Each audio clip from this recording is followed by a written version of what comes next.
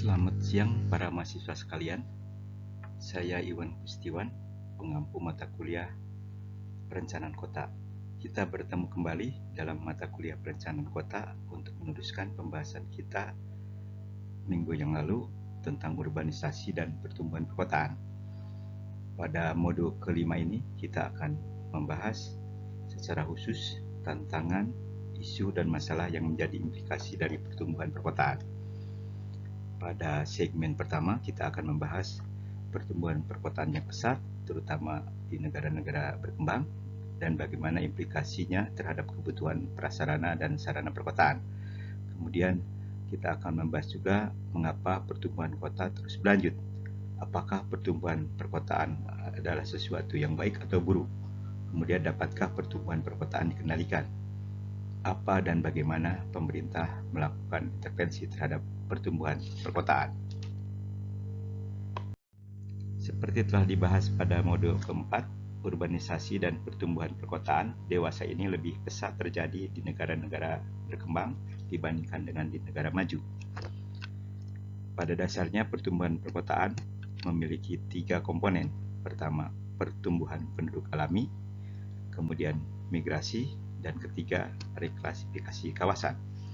Kontribusi masing-masing terhadap pertumbuhan perkotaan berbeda-beda antar negara atau antar wilayah. Pertumbuhan penduduk perkotaan secara alami disebabkan oleh pertambahan jumlah kelahiran dibandingkan dengan kematian di kawasan perkotaan.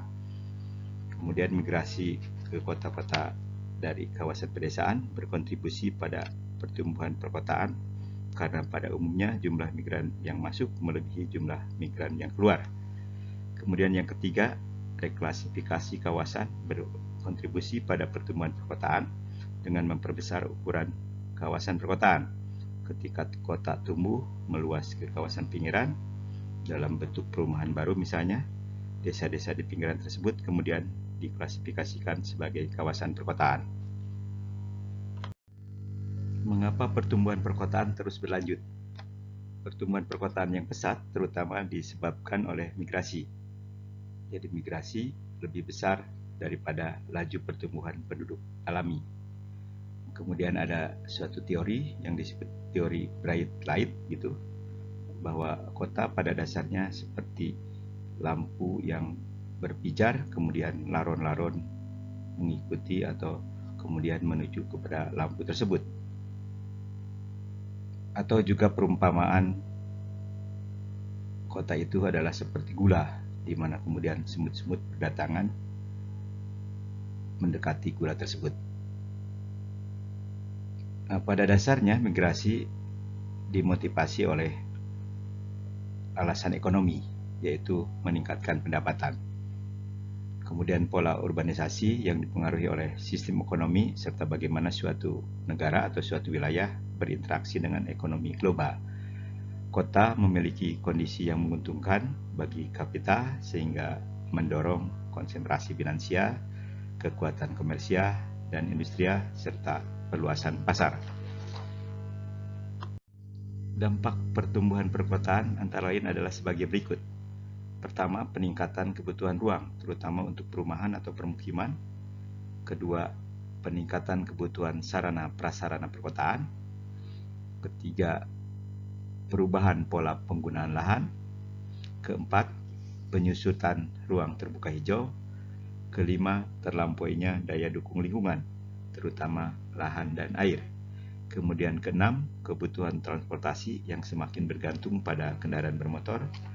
Dan terakhir yang ketujuh, penurunan kualitas lingkungan perkotaan. Apakah pertumbuhan perkotaan merupakan sesuatu yang baik atau buruk? Terdapat persepsi yang berbeda mengenai hal ini.